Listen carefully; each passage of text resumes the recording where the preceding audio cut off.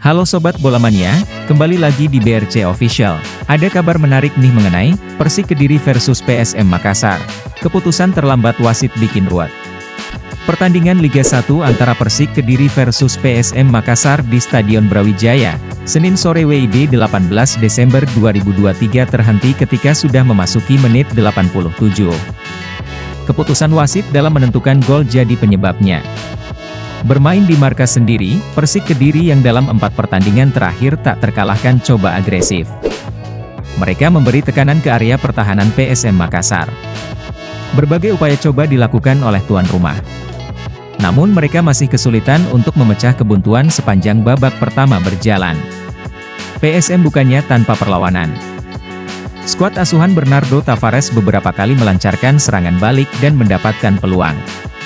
Meski sejumlah peluang tercipta, akan tetapi sampai babak pertama usai, tak ada gol yang bisa diciptakan oleh kedua tim. Di babak kedua, PSM coba memberi perlawanan sengit kepada Persik. Saling jual beli serangan terjadi, dan beberapa kali momen menegangkan terjadi. Persik harus menerima kenyataan pahit ketika pertandingan memasuki menit 86. PSM berhasil mencetak gol keunggulan lewat Yuran Fernandes. Gol ini sempat membuat pertandingan terhenti sementara.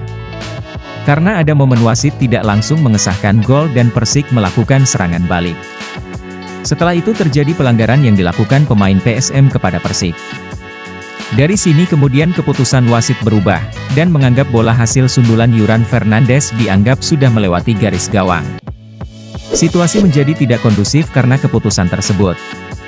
Alhasil, pertandingan dihentikan sementara, dan sampai berita ini ditayangkan, belum ada kejelasan soal kelanjutannya. Nah itu dia Sobat Bola Mania untuk update kabar kali ini, bagaimana pendapat kalian Sobat? Tulis pendapat kalian di kolom komentar ya Sobat dan jangan lupa untuk like, comment, and subscribe.